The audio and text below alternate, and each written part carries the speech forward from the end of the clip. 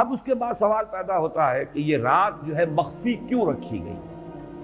تعین کے ساتھ کچھ معلوم نہیں یہ رات کون سی رات ہے، کون سی رات ہے، اس کا جواب تو میں بعد میں دوں گا کہ اس میں جو آراء ہیں مختلف، لیکن یہ کہ اس کو کیوں مخفی رکھا گیا اس پر کچھ پیاری باتیں ہیں جو مفسرین نے کہی ہیں۔ پہلی بات تو یہ کہ جتنی عظیم چیزیں ہیں ان سب کو مخفی رکھا گیا۔ قیامت کب آئے گی؟ مخفی آئے گی، یہ یقینی ہے۔ کب آئے گی؟ یہ تو ان امور میں سے ہے کہ جس کا علم نبی اکرم صلی اللہ علیہ وسلم کو بھی نہیں دیا گیا، جبرائیل کو بھی نہیں دیا۔ چنانچہ حدیث جبرائیل میں واضح طور پر الفاظ موجود ہیں وَمَا الْمَسْئُولُ عَنْهَا بِأَعْلَمَ مِنَ السَّائِلِ، کچھ معلوم نہیں، نہ سائل کو معلوم نہ مسئول کو معلوم قیامت کب آئے گی۔ اب یہ عظیم حقیقت مخفی رکھا گیا اور اس کا خاص طور پر ذکر کیا گیا سورہ طٰہٰ میں، اکاد اخفیھا لتجزی کل نفس بما تسعی۔ اگر تعین کر دیا جاتا تو جو قریب کے زمانے کے لوگ ہوتے وہ تو خوب پھر محنت کرتے آخرت کے لیے، اور ذرا فاصلے والے ہوتے وہ ذرا تساہل کرتے اس کے بارے میں۔ اس کو رکھا گیا ہے، تلوار لٹکی ہوئی ہے، کسی بھی وقت گر سکتی ہے، یہ جیسے گلوٹین کبھی اگر آپ نے دیکھا ہو جس طریقے سے کہ اس کا چھرا گرتا ہے، کسی بھی وقت گر سکتی ہے، لہذا ہر وقت چوکس رہو، چوکس میں رہو، جیسے کہ صحابہ کرام کی شان معلوم ہوتی ہے بعض روایات سے کہ ذرا تیز ہوا چلتی تھی تو وہ سمجھتے تھے کہ قیامت آ گئی۔ اس درجے استحضار تھا اعصاب کے اوپر، اس کا اتنا اثر تھا کہ ذرا تیز جھکڑ چلا اور انہوں نے سمجھا قیامت آ گئی۔ تو اس طریقے سے قیامت کو مخفی رکھا گیا۔ اکاد اخفیھا لتجزی کل نفس بما تسعی۔ نہ آج سے 100 برس پہلے والوں کو معلوم تھا کہ قیامت کب آئے گی، نہ آج والوں کو معلوم ہے، نہ اگر ابھی دنیا کی عمر ہے ابھی 100 برس اور تو قیامت سے ایک دن پہلے بھی شاید یقینی طور پر معلوم نہ ہو سکے کہ کل قیامت آ رہی ہے، تاکہ ہر وقت جو ہے امتحان اتنا ہی شدید رہے، اتنا ہی کڑا امتحان رہے ہر ایک کے لیے۔ لتجزی کل نفس بما تجزی بما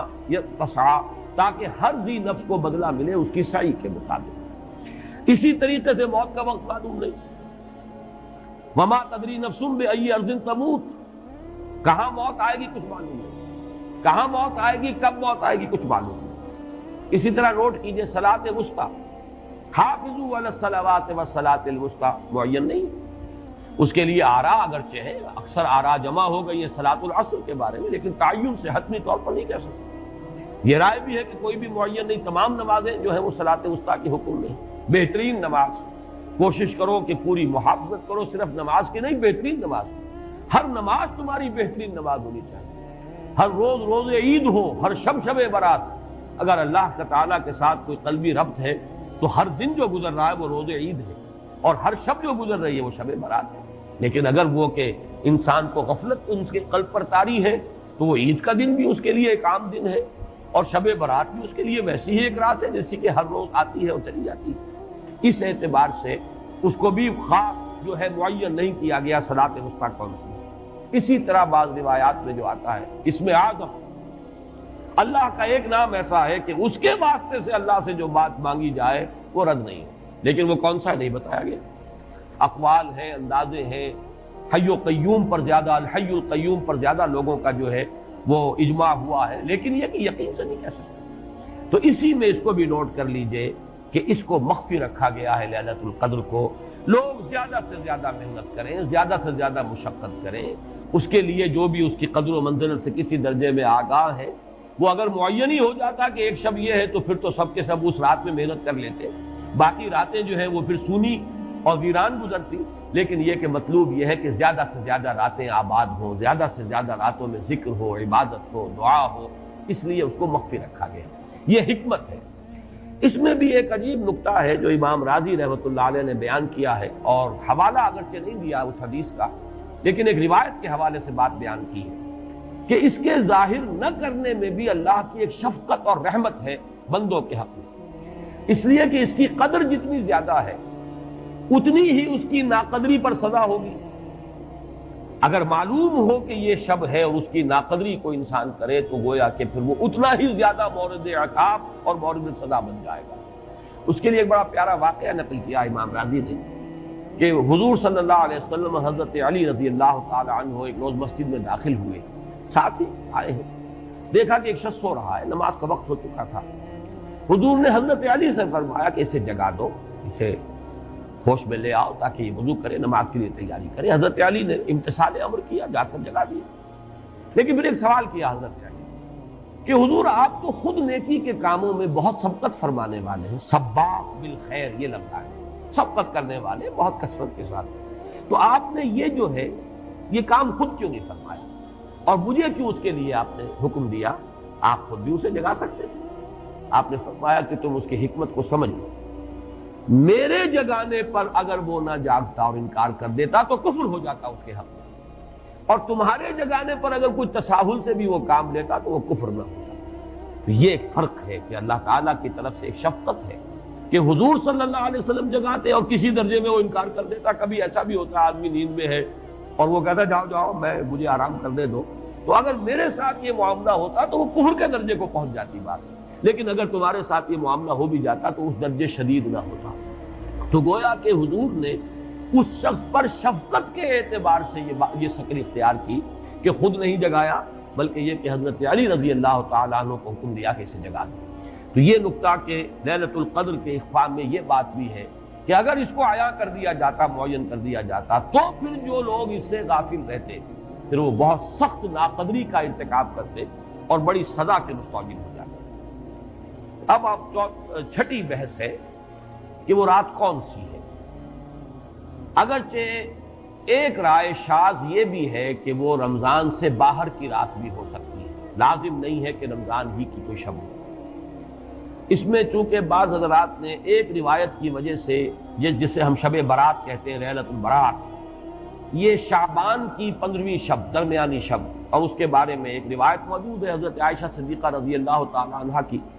کہ رات کے وقت ان کی آنکھ کھلی اور وہ باری آپ ہی کے پاس شب باسی کی تھی حضور کی، تو حضور موجود نہیں تھے، تو تشویش ہوئی کہاں گئے۔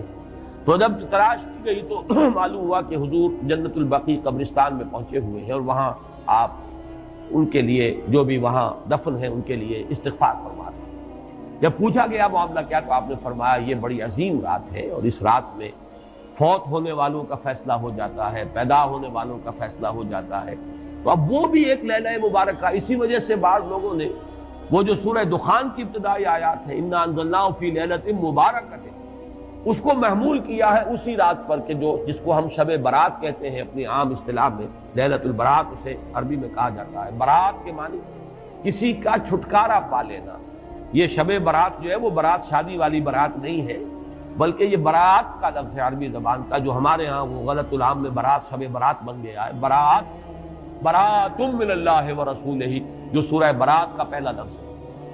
کہ چھٹکارا پانا، کہ وہ رات بھی ایسی ہے کہ اس میں انسان استغفار کرے اور اللہ تعالیٰ سے اپنے گناہوں کی معافی مانگے تو اپنے آپ کو جہنم سے چھٹکارا دلا سکتا ہے، وہ شب برات۔ اس اعتبار سے کچھ لوگوں نے گمان کیا کہ شاید لیلۃ القدر اور لیلہ مبارکہ اس حدیث کی روح سے وہی شب ہے، وہ ظاہر بات ہے کہ خارج از رمضان مبارک ہے، اور یہ کہ اس کے علاوہ بھی بعض آراء ہیں، لیکن یہ آراء جو ہے شاذ کے درجے میں۔ میں یہ کہہ سکتا ہوں کہ تقریباً اجماع ہے اس پر کہ یہ رات رمضان مبارک ہی کی ایک رات ہے۔ اس کی دلیل ایک تو یہ کہ القرآن یفسر بعضہ بعضا کے اصول کے مطابق قرآن مجید کے اندر سورہ بقرہ میں یہ واضح کر دیا گیا شہر رمضان الذی انزل فیہ القرآن،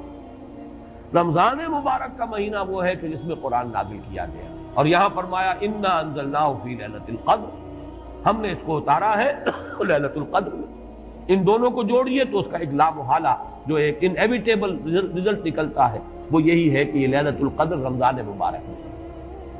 دوسری اس کی تائید ہوتی ہے وہ مشہور حدیث جس کو الحمدللہ کہ ہم نے بہت عام کیا ہے، رمضان مبارک کی آمد سے قبل کوشش ہوتی ہے ہر سال جو ہے اس کی یاد دہانی کرا دی جائے۔ ایک طویل خطبہ جو حضور نے دیا تھا، خطبنا رسول اللہ صلی اللہ علیہ وسلم فی آخر یوم من شعبان، یہ حضرت سلمان فارسی رضی اللہ تعالیٰ عنہ سے مروی ہے کہ حضور نے شعبان کے آخری دن ہمیں خطبہ ارشاد فرمایا، یا ایھا الناس قد اظلکم شہر عظیم شہر مبارک شہر فیہ لیلۃ خیر من الف شہر، لوگوں آگاہ ہو جاؤ، تم پر ایک بہت مبارک مہینے نے، بڑی عظمت والے مہینے نے سایہ کر دیا ہے، سایہ فگن ہو گیا ہے تم پر ایک مہینہ جو بڑی عظمت والا ہے، شہر عظیم جو بڑی برکت والا ہے، شہر مبارک، اور تیسرا جملہ اس میں یہی ہے شہر فیہ لیلۃ خیر من الف شہر،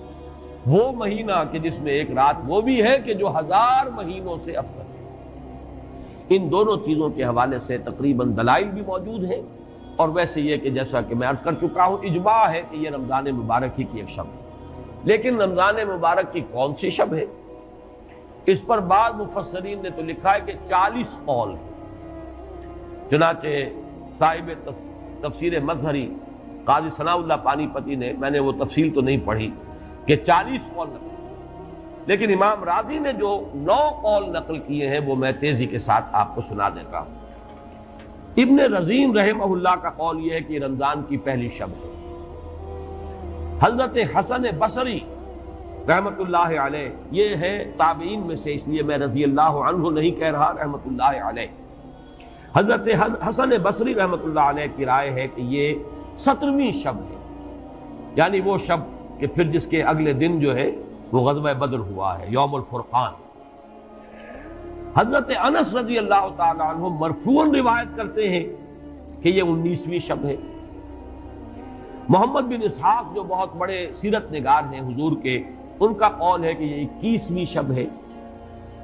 حضرت عبداللہ ابن عباس رضی اللہ تعالی عنہما سے قول جو ہے مروی ہے کہ یہ 23ویں شب ہے۔ حضرت عبداللہ ابن مسعود رضی اللہ تعالی عنہ سے مروی ہے کہ یہ 24ویں شب ہے، اور اس کو میں ذرا اہمیت دیتا ہوں اس لیے کہ 24ویں شب جو ہے سورہ علق کی ابتدائی آیات کے نزول کے ضمن میں کچھ حساب کتاب کے جوڑنے سے 24ویں اور 25ویں شب کا بھی معاملہ جڑتا ہے، جو کہ میں نے آپ کو سورہ علق کے درس کے دوران بتایا تھا۔ اس کے بعد حضرت ابو ذر غفاری رضی اللہ تعالیٰ عنہ کا قول ہے کہ یہ 25ویں شب ہے۔ اس کے بعد حضرت ابی ابن کعب رضی اللہ تعالیٰ عنہ کا قول ہے، یہ وہ ہے جن کو کہ حضور نے خود فرمایا کہ اقرأہم ابی ابن کعب، قرآن مجید کے سب سے بڑے قاری حضرت ابی ابن کعب ہیں رضی اللہ تعالیٰ عنہ، اور ان کے بھی سینے پر آپ نے تھپکی دی تھی کہ ایک سوال کیا آپ نے کہ سب سے عظیم سورت کون سی ہے،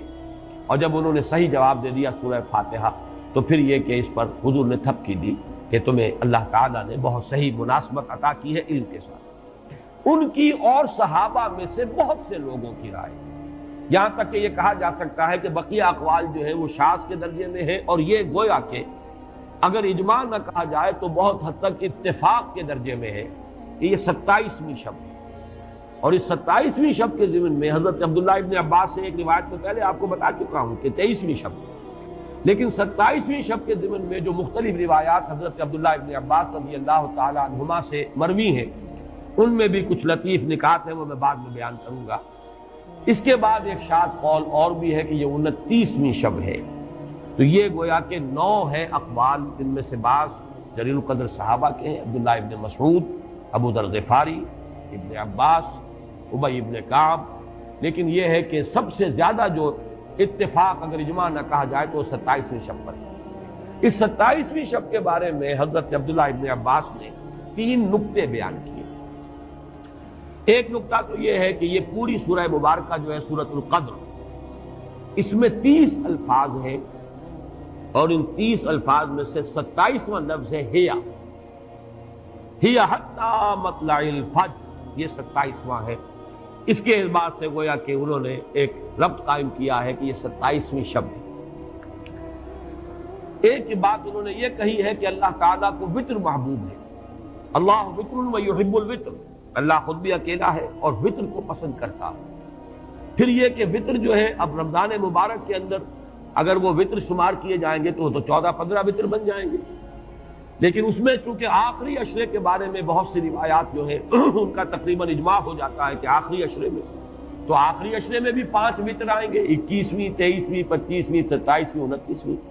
لیکن حضرت عبداللہ ابن عباس کہتے ہیں کہ 7 کا حصہ اللہ تعالیٰ کو بہت پسند ہے، اور بہت سی چیزیں جو ہے عالم تکوینی میں بھی اور عالم تشریعی میں بھی بہت سی چیزیں وہ ہیں کہ جو 7 کے حصے کے ساتھ وابستہ ہیں۔ 7 آسمان ہیں، 7 زمینیں ہیں، ہفتے کے 7 دن ہیں، طواف کے 7 شوط ہیں، سعی بین صفا والمروہ وہ بھی 7 مرتبہ ہے، ادھر سے ادھر، ادھر سے ادھر 7۔ اسی طریقے سے سجدے کے اعضاء بھی 7 ہیں، تو اس سے انہوں نے پہلے وطر اور وطر کے بعد 7 کا حصہ، رمضان کے آخری عشرے کی وطر راتیں اور ان میں 7ویں رات یعنی 27ویں شب، وہ اپنے اس حساب کتاب سے بھی. اور جب انہوں نے یہ بات بیان کی تو حضرت عمر رضی اللہ تعالی عنہ نے ان کی تحسین کی تھی. آخری بات اور بھی کہی گئی ہے کہ لیلۃ القدر جو ہے اس کے اندر حروف کو اگر شمار کیا جائے تو 9 بنتے ہیں، اور یہ لیلۃ القدر اس سورہ مبارکہ میں 3 مرتبہ آیا ہے. انا انزلناہ فی لیلۃ القدر وما ادراک ما لیلۃ القدر لیلۃ القدر خیر من الف شہر. اس اعتبار سے بھی 3 کو ضرب دی جائے 9 سے تو وہ بھی 27 کا عدد بنتا ہے.